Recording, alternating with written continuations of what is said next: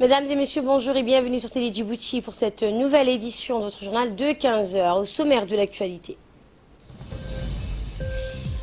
la clôture du championnat régional des Jeux des échecs s'est clôturée.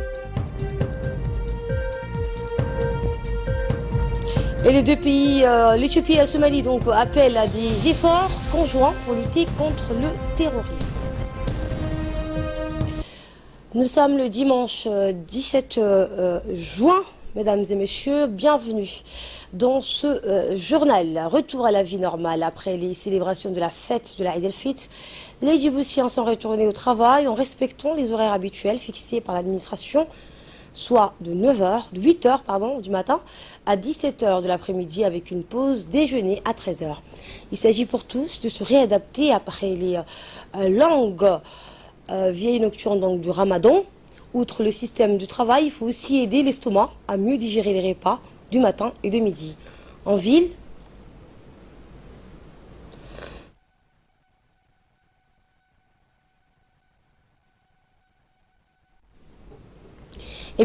la fièvre des achats qui s'est emparée des Djiboutiens contraints de s'habiller en neuf et de faire de même pour leur môme est retombée. Les services de la voirie se devraient à leur tour d'être plus actifs pour enlever les emballages et les cartons vides qui jonchent donc les rues. Une forte augmentation des achats pour la fête de la Eid el-Fitr a été constatée. Les agents de l'office de la voirie de Djibouti ont été vite dépêchés sur les marchés et les centres commerciaux pour évacuer tous les détritus.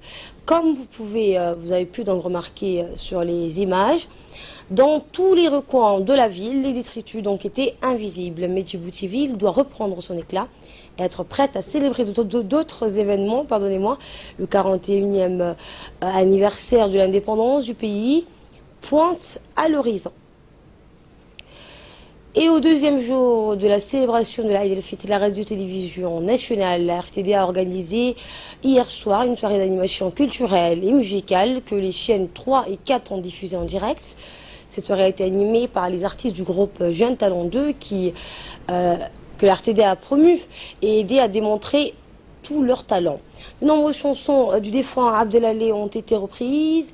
Abdelhalé était un célèbre artiste aimé par des Djiboutiens, tout âge et toute ethnie confondus. Rappelons que la RTD a organisé une soirée similaire, la première soirée de la Eid el-Fitr, sur la chaîne 2 et 3 et 4, les artistes de Jeunes Talents 2 en Somalie ont animé la soirée. Cette soirée a été consacrée par les chansons de la défunte chanteuse Fatouma Ahmed Dambil, qui était l'une des meilleures artistes djiboutiennes en langue somalie. Il y avait aussi donc des danses traditionnelles somaliennes.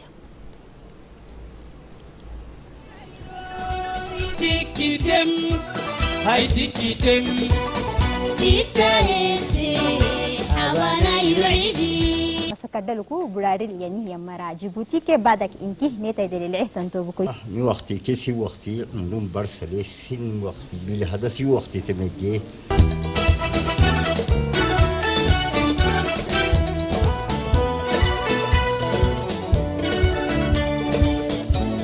diyara tabtani dainai abni ibada yalla nekuftu.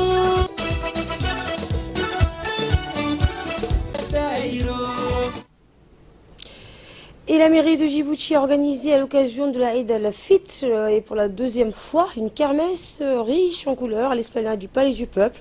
Cette fois des enfants de tout âge, initiés par la maire de Djibouti-Ville, Madame Fatouma Ahmed Ousmane, a permis à tous les jeunes de passer des bons moments en participant à des jeux et des épreuves diverses sous forme de concours où les meilleurs gagnaient.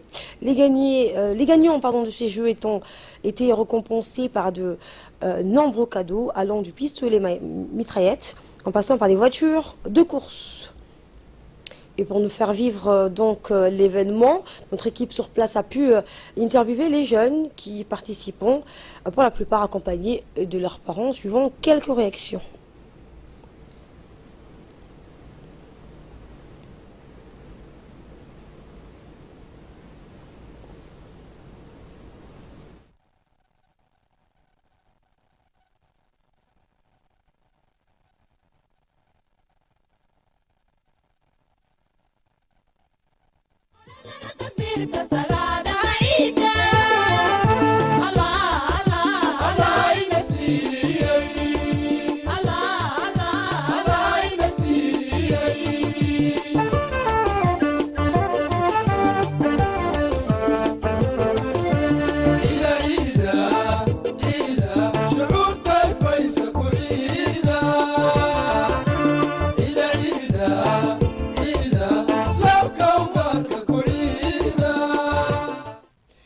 Sport à présent, la clôture du championnat des Jeux des échecs lancé le 9 juin dernier s'est déroulée dans une ambiance festive. Le 16 juin au soir, dans la grande salle de la Réunion du Stade Ouled, rappelant que ce championnat régional de la zone 4 et 2 a mis en lice 5 pays tels que l'Égypte, la Somalie, l'Ouganda, l'Éthiopie et le pays hôte Djibouti.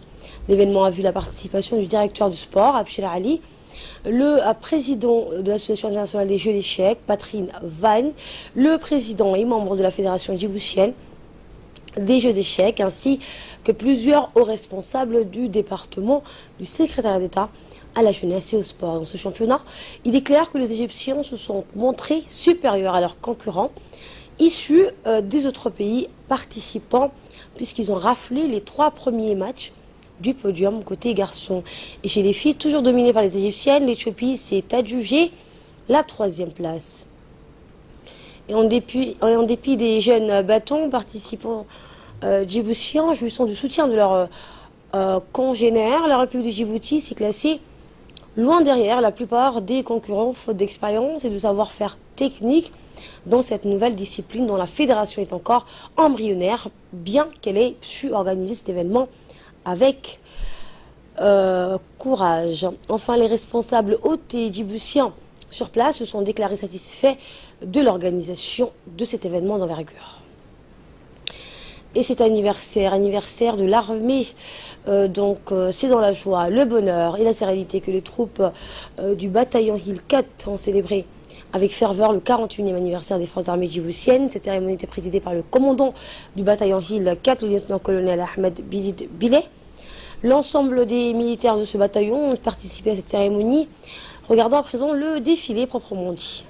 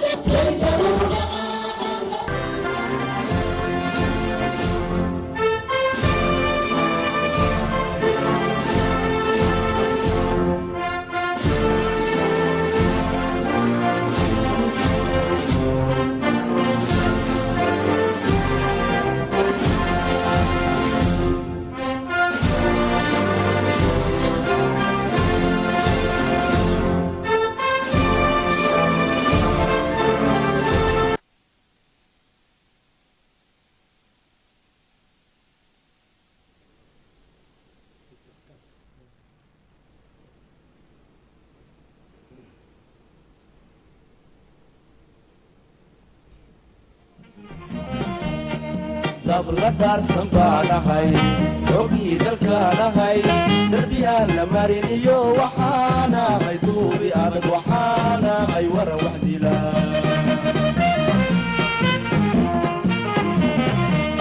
dadko ololaya dalaqidhaada daljirkaan baqaynine. Et à l'occasion du 41e anniversaire des forces armées djiboutiennes, un soldat du bataillon 4 a concocté un poème témoignant du sacrifice et du danger permanent que font face au quotidien nos vaillants soldats dans la pacification de la Somalie, qui est un pays frère. Écoutons dès à présent un extrait de ce poème.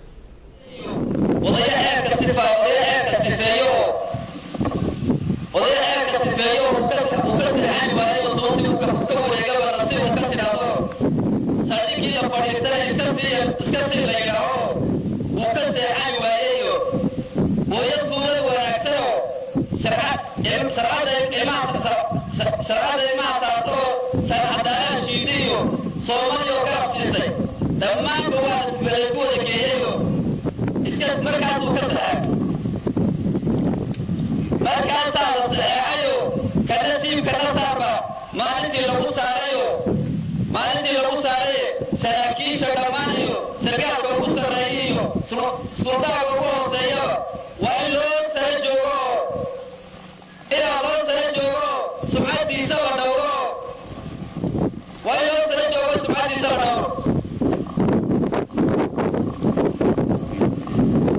haddii aan ka imaado hadda aan ku leexo hay-adii qarankeena uu dad fiican aqoone maalintii aan galayna habka xidhiidha dhaqaalaha labaada uu joogo dadku iibsanayaan. Actualité régionale à présent, le Premier ministre éthiopien Abiy Ahmed a entrepris hier une visite d'État en Somalie qui s'insère dans le cadre de sa tournée régionale, menée peu après sa prise de fonction. Et pour nous en dire plus, Ali Abdellah est avec nous sur ce plateau. Bonjour Ali. Bonjour Asma. Alors au cours de cette visite à Mogadiscio, Ali, l'Éthiopie et la Somalie ont évoqué la nécessité d'entreprendre des efforts internationaux conjoints pour lutter contre les terroristes. Effectivement, donc les deux dirigeants éthiopiens et somaliens ont souligné que le terrorisme a fauché la vie de très nombreuses personnes en Somalie et partout dans le monde. Le Premier ministre éthiopien Abiy Ahmed et son hôte, le président somalien Abdullahi Mohamed Farmajo, ont affirmé que la paix et la stabilité sont les fondements indispensables au développement et à la prospérité de leurs deux nations respectives. Les deux dirigeants ont convenu de lutter ensemble contre le terrorisme et favoriser ainsi la coordination en matière de sécurité. Abiy Ahmed, qui est arrivé à Mogadiscio pour une visite d'État d'un jour, a salué la volonté et le courage politique des dirigeants somaliens qui travaillent et qui ont placé la Somalie sur la voie de la paix et la construction de l'État somalien après des années de conflit depuis 1991. Le président Farmajo a rendu hommage au sacrifice de la mission de l'Union africaine en Somalie, la mission dans le pays dont Djibouti participe et qui compte dans ses rangs des forces éthiopiennes. Il a pris acte du rôle prééminent joué par les forces éthiopiennes pour stabiliser la Somalie. Les deux pays, Asma, ont appelé leurs vœux de respect de la souveraineté, de l'intégrité territoriale, de l'indépendance politique et de l'unité des deux nations et ont demandé à l'ensemble des acteurs somaliens d'œuvrer sans relâche à l'unité et à la cohésion de la Somalie. Parallèlement, les deux dirigeants ont préconisé donc un système multilatéral efficace avec une organisation des Nations Unies réformée et plus forte. Ils sont convenus donc à privilégier les solutions africaines pour les problèmes africains. Merci Ali Abdellah pour cette précision. Et de là, nous passons aux nouvelles à travers le monde s'agissant du flux migratoire vers l'Europe. L'odyssée du bateau l'Aquarius qui transporte 630 migrants a pris fin aujourd'hui.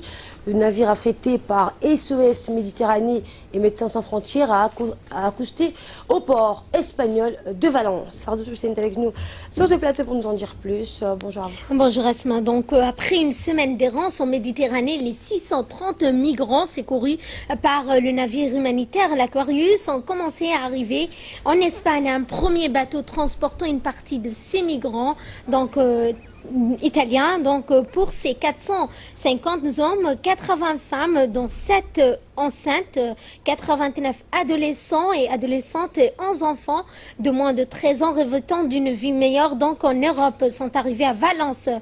La fin d'un voyage de 1500 km. Dans un communiqué, la présidence du gouvernement d'Espagne a fait savoir le 11 juin qu'elle allait honorer ses engagements internationaux en matière de crise humanitaire et accueillir l'Aquarius, le navire qui transporte plus de 600 migrants en Méditerranée.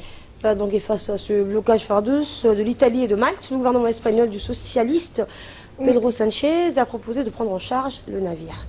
Et en Afghanistan, un attentat suicide qui s'est produit à Jalalabad pendant le cessez-le-feu a fait au moins 26 morts. En effet, Asma, au moins 20 personnes ont été tuées donc à Jalalabad, dans l'est de l'Afghanistan, dans un attentat contre une foule célébrant un cessez-le-feu inédit entre talibans et forces de sécurité à l'occasion de la fin du mois de Ramadan. Cette attaque suicide s'est produite peu avant que le président Ashraf Ghani n'annonce une prolongation du cessez-le-feu du gouvernement et demande donc ainsi aux talibans d'en faire autant.